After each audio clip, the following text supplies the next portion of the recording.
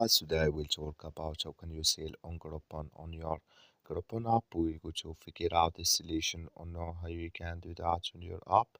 So you just follow this ways, then it's going to work with you. All you have to do in the first, you just go down, click it on my stuff down here.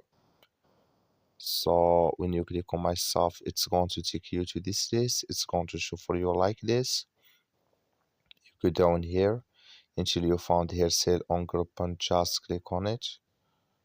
So then it's going to take you to this list here. It's going to show for you like this. So just switching to open video here.